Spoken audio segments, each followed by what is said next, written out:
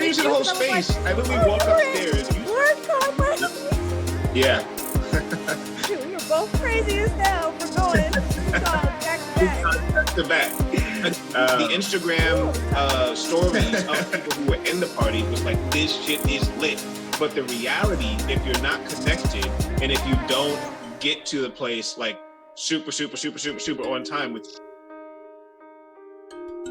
So let's organize this by the different categories. So the categories are transportation, organization, events. So events covers just like all the panels that are going on, just the different things to fill your time, including the parties. So we're gonna get a little spicy when it comes to the DreamCon version of that. The guests that are there, as well as the general vibe, I'll call it. So for guests, I'm talking about people that they paid to be there, as opposed to participants, which is you and me, which is the cosplayers, which is like are people rude, or like, you know, what's the perception of things going on? So in that category, BlerdCon definitely has a little bit of a disadvantage when it comes to that controversy. I think it'll be an interesting conversation because I think there's positives and negatives to both sides of it. So let's talk about transportation. BlerdCon versus DreamCon. So can I cuss? Yes, please do. Okay. Let's go. But I guess that really depends on where you live. Like if you live in Texas, I'm sure it was fine. But yeah, I prefer the convenience of it only being a 2-hour drive rather than a 3.5-hour flight. Mm-hmm. Yeah, no, I totally agree. So I'm coming from New York City, so it's pretty much the same thing. Bus down, so that's like 3.5 hours in a bus, which I can pretty much just sleep through it, so it's no big deal. The thing I really like about BlerdCon is I think it's like perfectly situated in the middle between like the Northeast and the Southeast. So people from Atlanta can easily get to DC. People from, you know, the Northeast can easily get to DC, and just also anyone from around the country, because DC is an area that is very touristy. So there's a variety of different airlines and a variety of different ways to get to DC, because, you know, you have the monuments, you have all the tourist trap type stuff. So there's like getting to DC and getting around DC is a lot more convenient than like Arlington, Texas, which has Six Flags and the esports stadium and that's it. And then and some roads and some cows, right? Yeah. Right now that you've said that, actually, I feel like BlerdCon is so perfectly placed, like you said, because the airport's right next door. The thing I will say though, DFW can suck a dick. I'm gonna go ahead and put that out there. I've heard so many bad stories. You had a bad story. I had a bad story. Everyone leaving out of DreamCon, all over their stories. Fuck DFW. We got delays. We got cancellations. We got last minute gate cancels. Like I was playing musical chairs with my gates. It was like, your gate changed. I was like, okay, A14, your gate changed. Okay, A12, your gate changed. I was like, all right, who is playing games? Right. Like, and then we were delayed too. So another thing, as you said, I do think it is really important that you have all of the hotels like right next to each other. Right, like some people were lucky enough to get a hotel room at the Hyatt for BlerdCon, and that's clutch because you can just take the elevator straight down to the con. Yep. Like you can't get no better. But if you couldn't, there's like 5 that are literally across the street. And yes, I don't want to deal with the heat, but it is just crossing the street to get back to the AC, so it's not that bad. Whereas DreamCon, you have the Sheraton, but if you don't get the Sheraton, you got some miles on you. You're gonna have to sit in that car for a little while to get from. Exactly. So my Airbnb was like 25 minutes away, and that was a really good Airbnb because all the other hotels were like twice as far away. So it's like you said, like if you forget something, you got to go all the way there, then come all the way back. Yeah, it's okay. It was that's a smart way to be. Okay. We could briefly touch on organization. Okay. Good. I have some thoughts. As far as BlerdCon. Okay. BlerdCon's organization, because they've been doing this, I want to say they've been doing it a little bit longer than DreamCon. For sure. I think this year was probably the first official year that DreamCon actually was like a big deal, where people on Twitter are like, all right, I got to be there next year. But BlerdCon really has it top tier on the organization. Like I know you mentioned it a few times during the convention that like at BlerdCon, there was always something happening. So if you missed this panel or this seminar, you could always go to another one. There's always something going on. And even having like the video games open 24 hours, because it's in a hotel, you can do that. I can go at 2:00 in the morning and just play video games at BlerdCon. I don't have to worry about, oh, well, the convention center is closed at 8 or 10, so I can't really do anything afterwards. So then you have nothing else to do but get in trouble, really. So yeah, as far as organization on that front, I think DreamCon definitely didn't win that one. Another thing I noticed is that the boys, and I don't know if it's like a men thing or if it's like just them in general, but everywhere they would go, they'd go in a group. So everybody would crowd around them as a group. And I feel like if they had dispersed, everybody would be everywhere. When we were at the Texas Live event, it was like one huge crowd over here and then everybody else. And then when they would move, the crowd would move. And it's almost like as if, and I mean, I know maybe people idolize these guys. I don't. I think they're cool, but they're human. They're just human.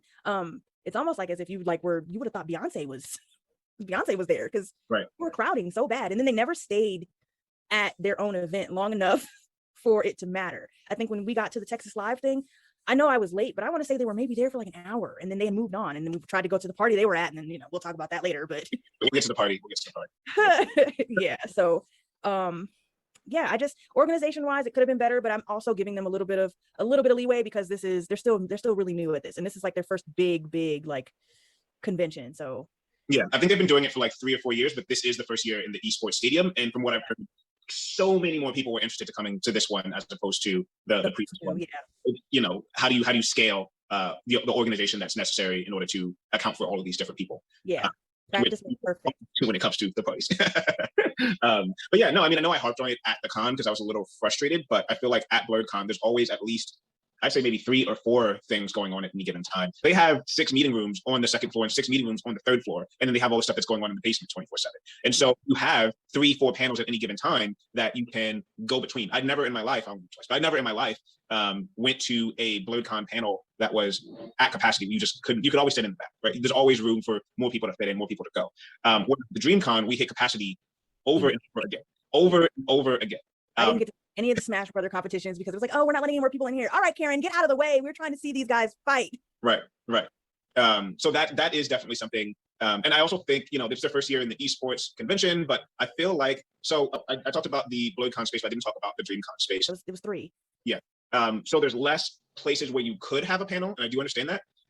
But I feel like what they could have done is utilize that lobby area a bit more. Like if people can't make it into the big stage area because of capacity reasons, I understand that. You had huge screens in the lobby area that sometimes were screening the content and sometimes we're not. And when it was screening the content, there was no audio on it, which I feel like that's a missed opportunity right there. Like, hey, we're at capacity here, but if you guys just go over there, you can see everything that's going on. I just feel like that wouldn't have been too difficult to figure out how to make that happen. And it would have significantly decreased the disappointment of not getting in because you're like 5 minutes late or because you didn't line up an hour early for the Q&A or whatever. Because it didn't just happen once. It didn't just happen once or twice or even all weekend events. Yeah, of not being able to get in. Additionally, since we're talking about using that screen, I have no idea why they had a virtual and an in-person con and they didn't have any way for people in person to see the virtual events. That doesn't make any sense to me. How do you not have like a TV room where you can watch like a live feed of the virtual event? I didn't even know. Like I completely forgot that the virtual con was actually going on. Like I saw like people like King Kitsu on my phone and I was like, oh yeah, that's right. But right. I don't know. I get the concept of the virtual con, but I kind of felt like the virtual con was kind of a money grab. Like you guys really just could have just come next year. I mean, I didn't. Yeah, no, I agree with that to a degree. I think it's understandable to me why in this day and age, July 2021, why people wouldn't necessarily want to go to a con. Yeah. It's understood. I'm vaccinated. I'm fine. I'm okay. I don't have any immunocompromised people that I'm like seeing on a regular basis. So it's going to be okay for me. But I totally get why some people wouldn't want to come to a con, and a virtual con does make sense as an alternative. But it's weird to me that they would make the virtual events exclusive. Like why? Like the voice actor for Goku was there in person, but the voice actor for Naruto was a virtual exclusive. So if you're not allowing me to see the virtual, like why would you do that? Like DJ said it was a virtual exclusive. Why? Why? Yeah. Why is that the case? It's almost as if you get punished for being physically at the con if you didn't get a virtual pass, and then vice versa for people or I don't understand. Yeah, but another thing I want to mention, and I know this may not be their fault, it's probably the convention area's fault. Having that other event going on at the same time, not a good move. I mean, I'm sure they got what they could get, but if they could have gotten, because that car and bike show that was going on, that was so much more space. Right. Used up. For context for people who didn't go, like I said, when you come in, you go to the right, you get the lobby, you get the main stage area. If you were to just go straight, there's a whole other side of the convention space that is being taken up by another convention. It was like some sort of auto, cars and bikes. Like inside the convention center, you had cars parked and people, being rich over there.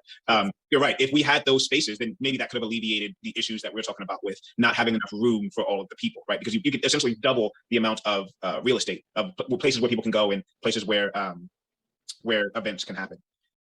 So that's definitely a very good point. And actually, I was talking to a couple of guys. What happened to you the second night, by the way? Why didn't you come out for the after party? Listen, we'll get into that when we talk about the party. But anyway, I'll tell you. We were hanging out with some guys that were, they were sort of in the loop. They knew sort of what was going on, and they were talking about how people at DreamCon decided this is the weekend that it's happening, no matter what. Yeah. And they'd been more flexible on that. They could have avoided the car show, but because that this is what we're going to do, no matter what.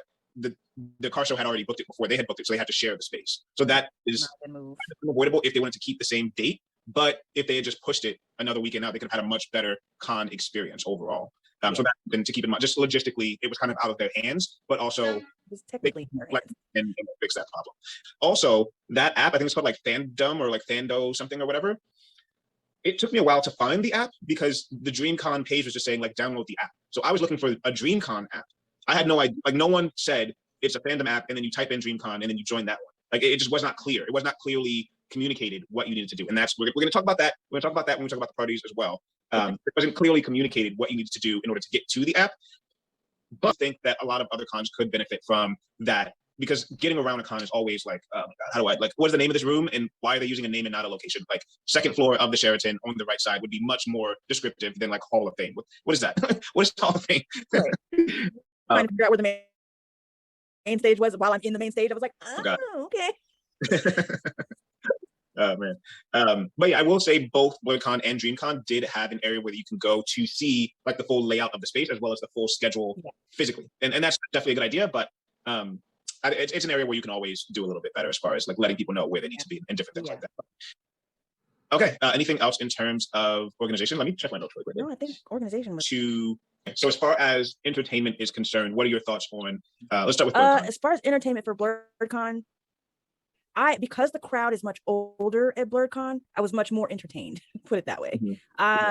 Me being 27 and being able to drink, that's entertainment.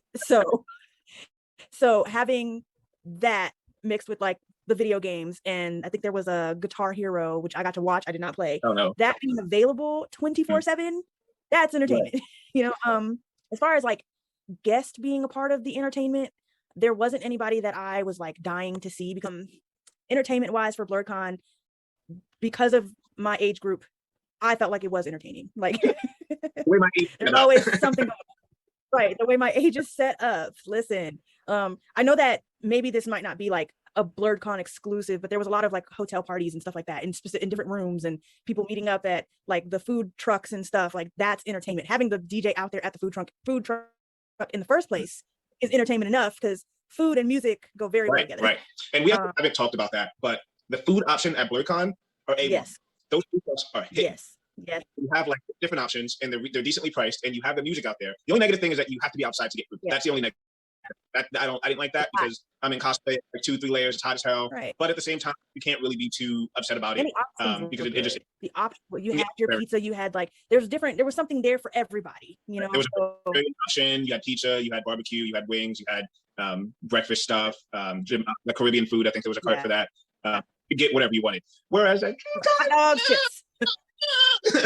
they had like a $7 hot dog. I was like, what are you doing? Right. You almost for DreamCon, you almost have to like. That's why I said I was very strategic with like my leaving and coming back with the convention, because you almost have to schedule everything around. Do I need to leave yet? So unfortunately, I had to partake in them nasty ass hot dogs and those disgusting Lay's kettle chips or whatever they were. I feel like it's something that you can't get wrong, but they managed to not get the right goddamn chips. I was like, eat this or pass out. Guess I gotta eat this. For the brisket sandwich, which wasn't terrible, partially because I had no other alternatives. But it was $10 for like a little sandwich. Plus the water was like $3.50 or something like that. I was like, whoa, now. I was like, look, I just can't pass out. Just swipe the card.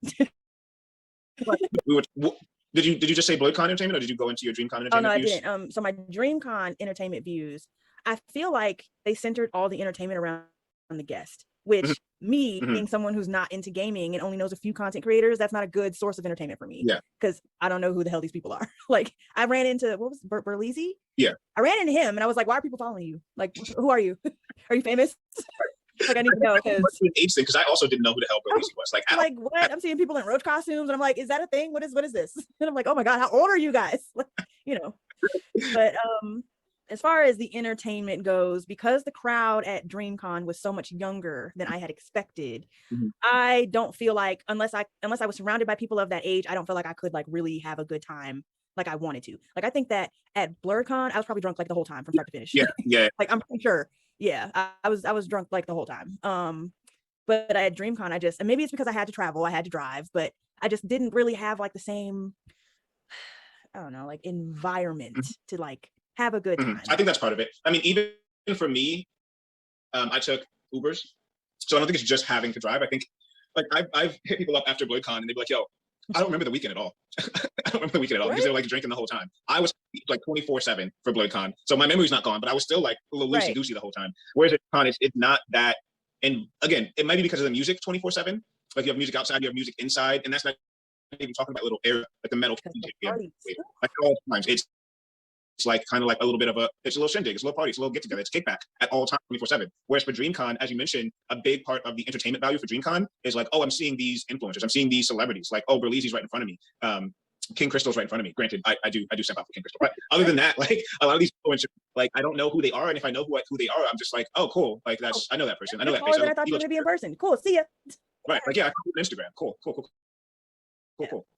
Which is like, there's nothing wrong with that. I think it's just a different thing that they put value on for entertainment at the two different cons. Like one of the things that I do have in both right here for BlerdCon, they actually gave you a mask, which is the smartest thing that I've ever seen anyone do in my life. Because BlerdCon, we actually haven't talked about this yet, but BlerdCon had a mask mandate and a vaccine mandate. Yes. So you were fully vaccinated and you had to wear your mask at all fucking times, except for the parties. We let that go.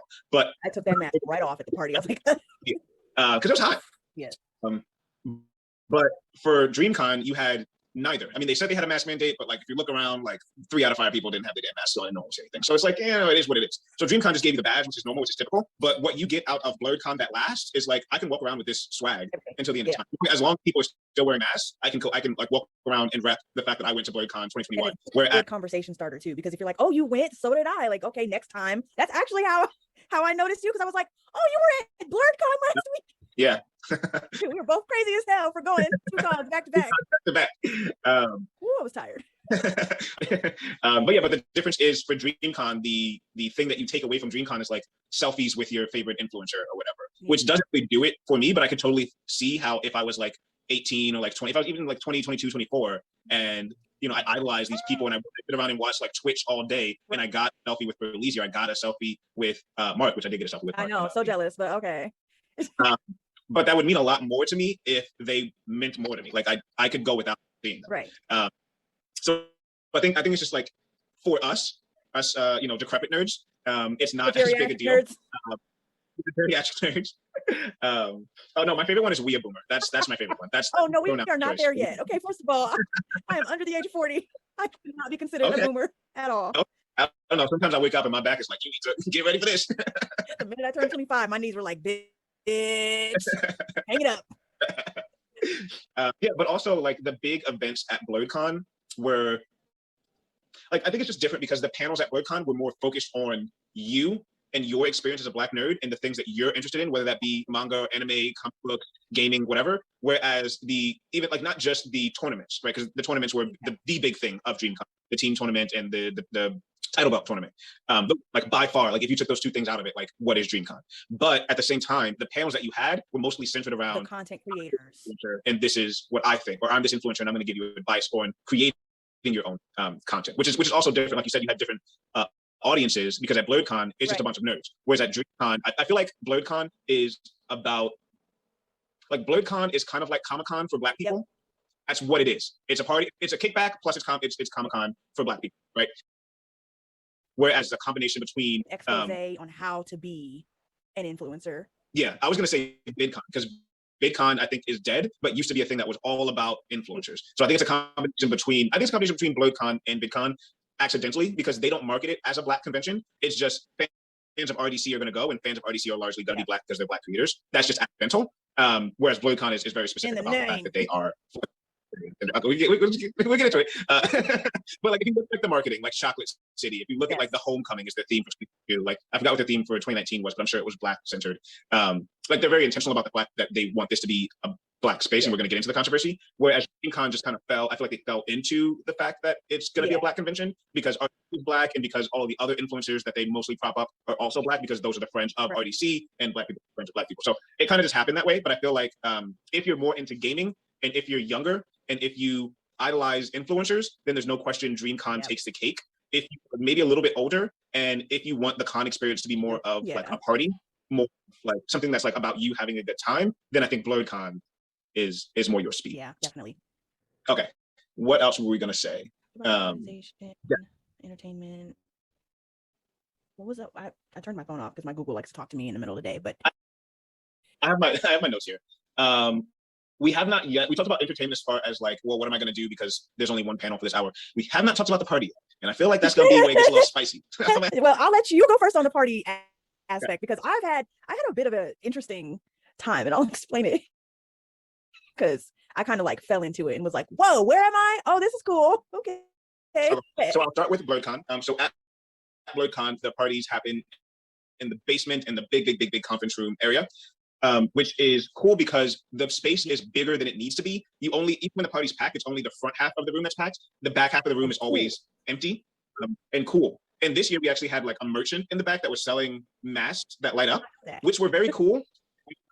I did not know that. Masks, which are very cool, but they're made of this like very like insulated material. So I bought it and I was like, hell yeah, like I have like this light in the dark scorpion mask. But then I'm like, this is hot. I'm taking this off immediately. So they have a very good space for their party. They also have fantastic DJs. Shout out to Sailor Boom. Shout out to Awesome Prime. Oh, he's such a sweetheart. I love him. Shout out to DJ Taylor Senpai. Yes, Taylor Senpai can do no wrong. I swear, he's amazing. They had others. Those are the ones I remember. The other ones are all good. They don't have the name recognition, unfortunately. But I went to the parties both days. Both days the party was good. Oh no! Well, wait. Let me talk about DreamCon next, and then we'll get into your stuff. So yeah, the parties are good. And again, because the hotels are right nearby, and because so many people have like after parties in their hotel suite or whatever, it's so easy to go there trashed and to easily get home and everything, and not have to worry about that.